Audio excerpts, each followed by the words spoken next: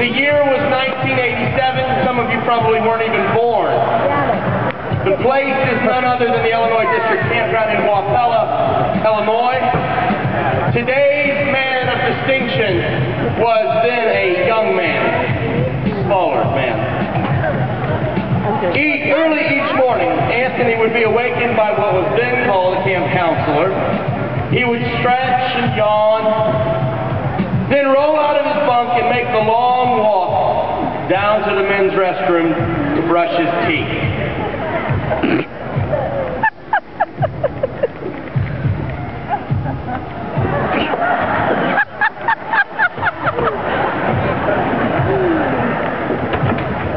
Once dressed,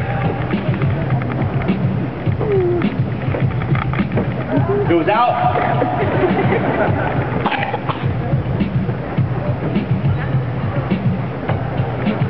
It was out to the basketball court until breakfast was ready. With what seemed to be boundless energy, Anthony would run up and down the court.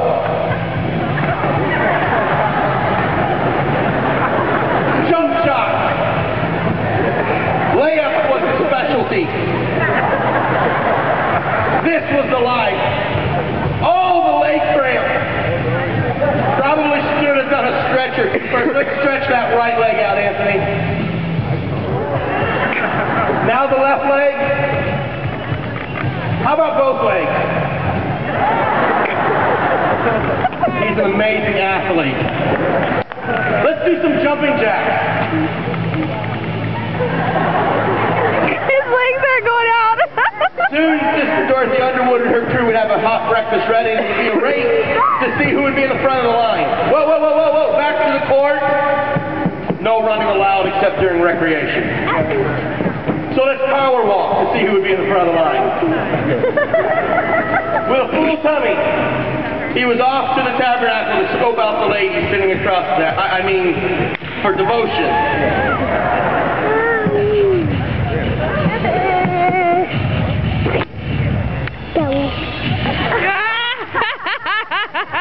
After devotion's a short break to hang with friends before Bible class. The best place to hang in the campground is the pavilion area. The whole pavilion is made out of poles, obviously it was built to hang on. In 1987, though, they were much higher than they are today. Those poles were way up there with Anthony. Jump! You can do it! Maybe you should get a running start.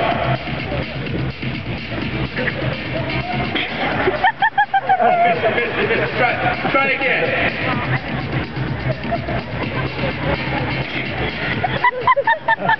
You better get it up. Brother Irwin's watching from their cabin window. The bell rings and it's back to the tabernacle for Bible class. So many lessons over the years, so many teachers.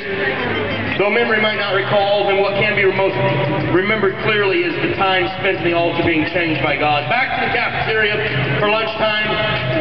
Does anyone really know what was in the ranch chicken back then? Back to the tabernacle for variety. Anthony tried his hardest to blend in, to not be picked for the practical jokes and games which no doubt embarrassed all the contestants. Finally, the time came for recreation, where ball gloves and bats decided who would be chosen for the all-star teams. Anthony would step to the plate, one of the few lefties, ready to burn one past the right fielder. Pitch, swing, it was a hit. Fast line drive between the right and center field. He took off for first base around the second. Look at him go, folks. It's a bird. It's a plane. No, it's Anthony Bailey rounding third. Heading home, he slides into the home plate. Actually, let's watch that last plate in slow motion and see what he says just before he slides into home.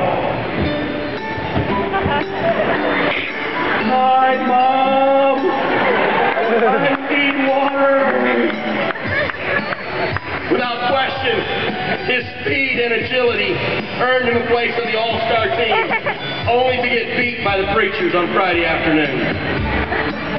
Back to the cafeteria for supper, and then back to the courts for a quick basketball game before choir practice. After a nice hot shower, with batting gloves on, it was time for choir practice, and the king would approach his throne. It was a drum throne. Woo! You know, it's funny, Emily, these kids don't have any idea that Anthony always did that. I know.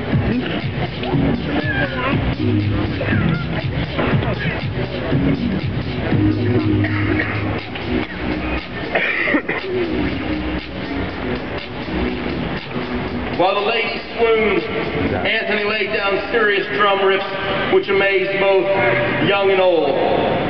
Evening service was started. This is what the Illinois District Campground is all about. Lives forever changed in the presence of God.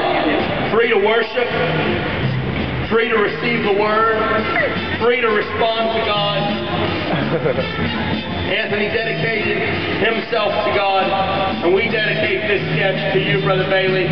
God bless you. Thank you for your years of service to the Illinois District.